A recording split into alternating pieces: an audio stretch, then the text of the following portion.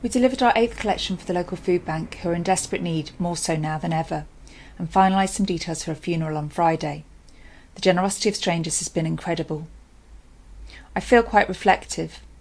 I led 2 non-religious funeral services yesterday, the first non-COVID deaths I've had to deal with for a while.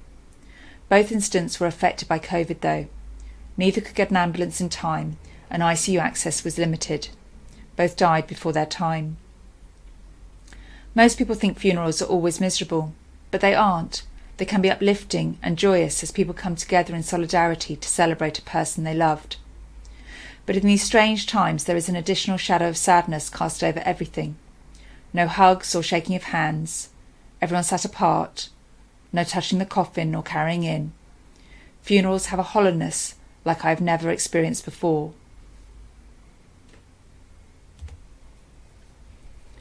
It all started so well. My 6 a.m. meeting with my volunteer paperboy, who's become a great friend and confidant, sharing photographs of his children, new kittens, brings his golden Labrador, gave me advice as to how to protect my baby tips crammed into a pottery jar with a very narrow neck, but now attracting the attention of my voracious ginger Tom, Orlando, to the consternation of their exhausted parents, whilst leaving the paper for its 24-hour cleansing on the garden bench, so all the news is always 24 hours behind the times. Listened to Radio 4, strolled up the lane, soaking up the rumbustious bird song, and later phoned a very close friend, and this is when the day crumbled. Yesterday, her ancient black lab was very, very poorly, and she decided that he must be put gently out of his misery. But you probably know this, vets have been instructed not to make home visits. I don't know if it's just for domestic pets, but it was absolute agony as she phoned countless, one all with the same answer, until she was told about mobile vets. 2 women, one a vet, one a nurse, who came and most tenderly saw him on his way. Of course, I've been in constant touch today, which has taken up all my time, but I just wondered if this aspect of lockdown has been highlighted.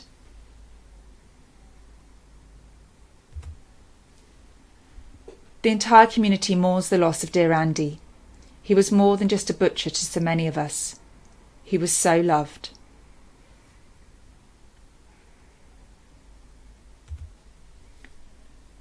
I am 4. I'm at home. I play and learn. I miss my friends.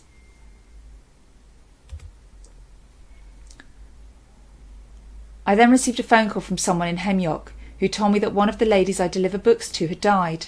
It was a bit of a shock. I originally volunteered in 2011 with the Royal Voluntary Service to deliver library books to the housebound and elderly. Just in the last month, the service has been taken over by Libraries Unlimited, and I was given the option to sign up with them or to become what is known as a good neighbour. I signed up for being a good neighbour. I don't want to take on any new people, as when I had breast cancer 3 or 4 years ago, I continued delivering library books, but whittled my list down to my 3 favourite ladies. It was one of these ladies who had died. She was 93 and lived on her own in Hemyock. Her vision wasn't brilliant, so I always delivered audio CDs to her. When the libraries closed with lockdown, I worried about her, as she was very dependent on having books to listen to, as she couldn't see the television very well. I phoned the RNIB and set up an account for her so she received the audio books from them. I had to phone them once I heard the sad news to cancel her RNIB account.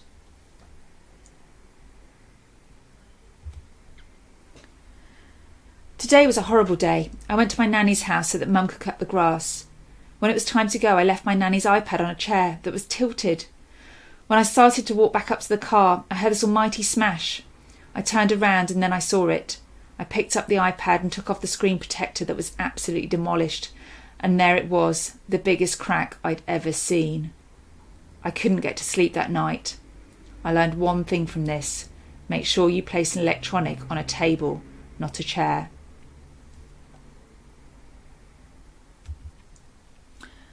I'm a teacher and I've been working from home since the 19th of March.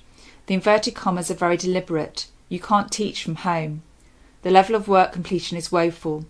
About a quarter of my GCSE students have done no work since lockdown. A further quarter have done so little it might as well be nothing. A further quarter are quite behind. And only the last quarter on top of things. Those from disadvantaged backgrounds and with SEN are disproportionately represented in the no work category.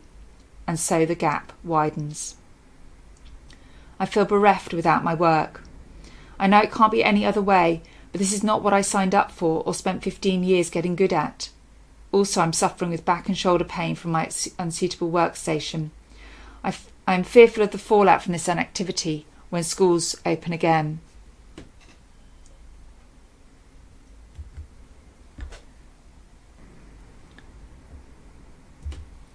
Day-to-day life is becoming increasingly difficult. My granddad passed away a few days ago. He went into hospital and had to stay for 2 nights. He tested negative for coronavirus. On his 3rd day in hospital, he somehow caught it and passed away that day. Nobody could visit him or speak to him for the days he was there. When we got the call that he doesn't have long left to live, my mum was given permission to go up to the COVID ward and give him our goodbyes. She was too late, by a matter of minutes. My grandfather left the world without his family by his side. I loved him with my whole heart. He was the kindest, most genuine man anybody could have ever met.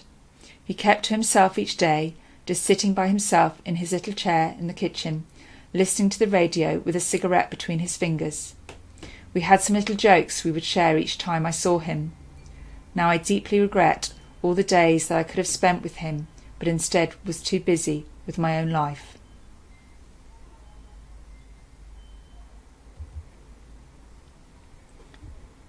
Today makes it 58 days since I've seen the face I love in front of me.